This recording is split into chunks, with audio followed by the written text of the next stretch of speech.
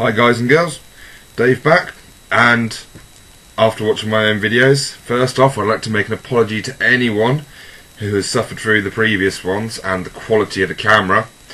I think you've managed to see more detail in the miniatures if it was an audio book than my previous camera. So, I've gone out today and treated myself to a new camera, and this was one of the models I showed you previously.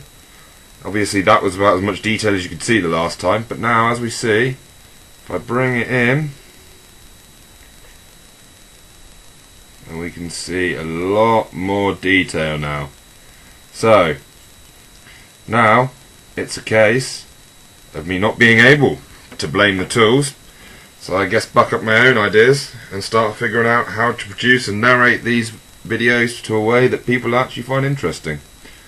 Another one, just an example, and of course one of the Space Wolves, as they've normally got more detail on them. There we go. Like I said, you can see a lot more now, so fingers crossed this will help actually show what I'm on about. Problem is now I've just got to make sense to go with the pictures. Anyway, there's a quick sneak peek as well, though I will do an update on this later. Another part of my Orc settlement for under £10 is my mushroom field. Because let's face it, Orcs are fun guys. Sorry, I'll try and stop the bad jokes. It's a late night, it's nearly 1 o'clock, and yeah, sleep deprivation does not make good jokes. But there we go. Hopefully you can all see that now. Obviously it still has to be painted. If you want to know how to make these mushrooms, then I can of course make a video, or judging by my skill so far at making videos, I'd recommend going to DMG Info, I believe it is. He's on my Wargames playlist if you want to go and look. Yep, the DMG Info, and that was where I actually got the idea from. Obviously we all learn from somewhere, but if we're going to learn, then there's definitely no shame in sharing it with everyone else. So, once again, there it is. Basically all it is cocktail sticks and matches. You can kind of tell which ones are the matches because most of them have the black tips on them where they've been burnt, and a couple of bits of rubble, some of which was actually from where I knocked out my fireplace, like this piece of breeze block here. I'm not painting my nails, it's where I did the spray painting for the stairs when I tried to show people how to do the airbrushing.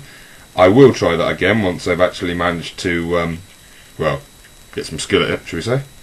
But, yeah, once again, this has cost me, well, as you all know, a couple of 100 cocktail sticks will cost you, what, about £1 maybe. The rubble, yeah, that costs you all of time to go and pick them up from the garden or wherever. Glue, I'm not going to add the glue to the price of these sort of things because I actually buy the glue sticks for my miniature gun. If I just show you them, these sort here, and I buy them 100 for ready, £4.99 including postage. So if you want to start dividing up how many that is, I should imagine that's going to be maybe a couple of glue sticks worth of hot glue on the top there to form the domes. Let's see if I can get the picture up. Yeah, you can just about see on this one. Well, there you go. Let's say 2 glue sticks, so divide £4.99 by 50. I do believe that's correct. Once again, if my maths is wrong at the moment, I am sorry. I'm really a little bit sleepy. But as I'd said, it's not even enough to make a dent. So far, we're on for about £1 for cocktail sticks, and that's more than enough in a set, obviously. I mean, I've used, oh, let me see. I've only used about 4 or 5 cocktail sticks. This one here, of course, does look slightly different, as it is, if you can see it, a Nerf dart, which my darling dog helped convert for me by chewing the foam off of it. So there it is, and it just gives a bit more texture. Yes, of course they are all wobbly and such, but to be honest, I figured that mushrooms can be, you know what I mean, especially when they get large and heavy, especially ones like this one for instance, where it's got a big head on it, it's going to start tilting and such. So there we go. So now we have the mushroom field. As I said, we've got the starts of a scrapyard, we've got the starts of a Defcopter platform, I have the mech shop, which I have actually glued back on now. I will show you quickly. It wasn't worth doing a video just gluing it back on because, well, it was quite obvious. Get some glue, stick it back onto the place where it originally was. I will do a quick video just to show how to touch up these sort of bits where I've damaged it and such, where it's come off. But like I said, although I won't include this because I think it's a bit of a sham just for me to say, oh well, it's in your scrap, so it's free. Because let's face it, not many people go and actually buy these miniature beer kegs. So yeah, I don't like doing that. I don't like turning around and going, oh yes, well I've got some scrap that most people wouldn't have. It'd be like saying, oh well, yes, I work at a munitions store and I've got a couple of extra shell cases and so I got those for free. Brilliant, if you can get them. But of course, if you don't, then you're going to be paying for them, so you can't really say it's free, can you?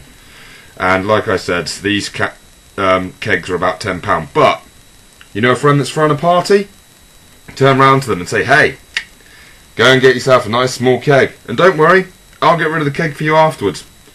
Obviously, you can cut it in two, and then you've got one like this, and then when I find my other one, I'm actually going to try and do a battle damaged one to replace this if the terrain is blown up. Because that's another important point, I think, that when you get to certain terrain, it's brilliant to have a lovely looking piece of terrain like this and everything, but when it's ruined, it's a bit strange to take it away and replace it with a couple of ruined building sections, which of course look nothing like this, and it's even more of a shame just to take it completely off of the board. If a building's destroyed, it's nice if you can get something that looks like the building to replace it. But yes, so that's how far we've got. As I said, I will do another video of how my board's gone on, how my Orc settlement's getting on, but this was just to try out the camera and show you all and say please have faith in me. From now on, hopefully it will start getting better and you'll actually be able to see what we're doing. Just as another quick one though, I will just show you this figure, which was the one that I was hoping to show in the first place. And if that'll focus in, then you can just see it's slightly lighter on the edge of it. It's because of course this is a frost axe and I have just tried to make it look like it's glowing a little bit. I must admit I'm not sure how good the quality of this is this close up, as the picture that I'm looking at is only about a 2-inch square, so hopefully you can see that. Anyway, thanks for watching, and thanks to all of those of you that have stomached my other videos, and hopefully from now on we'll be able to see the catastrophes that I'm making, so even if you don't learn anything, you might have a good laugh. Oh, there's another little hint here. Here is something that some of you might take for an idea. I won't say how to make it because I won't lie. Once again, this was bought in a second-hand set of models, whole cake tin of random orc bits and such, and some towel pieces, which I'm sure you'll see a few of them when it comes to the scrapyard and the piles and such. But I must admit, I thought this was very smartly done by whoever made it. I can't give them credit because I don't know. I must admit my parents found the kit somewhere, and the selection of bits, and so they bought it for me. But it's all of course made out of the Orc truck bits, and I must admit I've seen a few like this and they're very, very smart. He hasn't quite undercoated the bottom all the way, so I will be doing that, but like I said, a smart little thing, and it's an idea to give some of you on how to make your own buggies and such. Whilst I myself probably won't be making more like this, not exactly like it for the simple fact of it's missing any sort of weapons, I think it does look fantastic, and I must admit I might actually be adding it into an Orc race course if I build one at some stage, because every Orc wants a race course.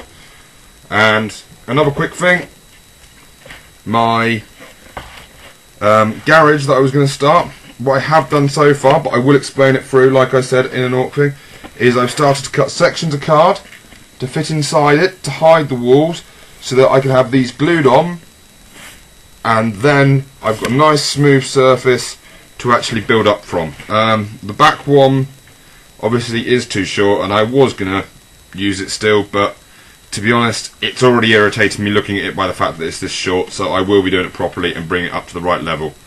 So, anyway, many things in the plan so far, and hopefully with the new camera you'll actually be able to see what I'm doing and it might benefit you. Okay, thanks for watching again guys, and hope you enjoy it. Bye bye.